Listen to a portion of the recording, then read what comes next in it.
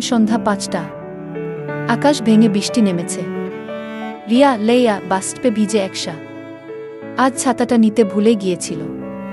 মনে মনে নিজের উপরই বিরক্ত হচ্ছে আর ভাবছে কখন বৃষ্টি থামবে। ঠিক সেই সময় একজন এসে রিয়ার পাশে দাঁড়ালো। হাতে তার একটি ঝকঝকে নীল ছাতা।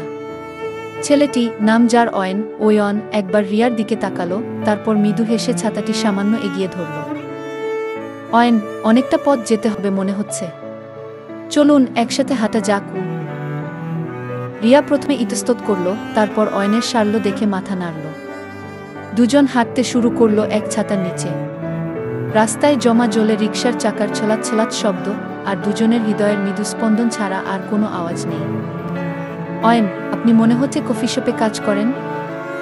রিয়া, কিভাবে বুঝলেন? অয়ন, আপনার ব্যাগে যে কফির সুগন্ধ।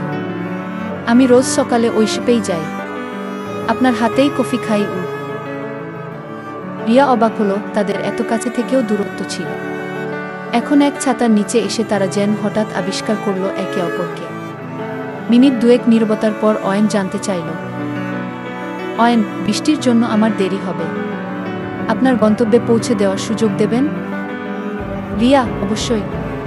আমার বাসা এই মোড়েই। রিয়া যখন তার ঠিকানায় পৌঁছালো তখন বৃষ্টি ধরে এসেছে।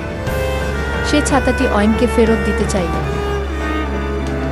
রিয়া, আপনাকে অনেক ধন্যবাদ অয়ন। এই নিন আপনার ছাতা। অয়ন স্লো। তার চোখে ছিল এক ভিন্ন আলো।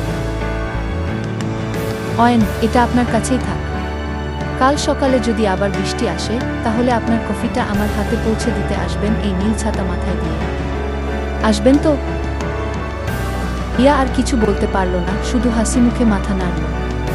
রিয়া জানত সে কেবল একটি নীল ছাতার অঙ্গীকার নয়, তার জীবনের নতুন একটি গল্পের শুরুকে নিজের হাতে তুলে নিল।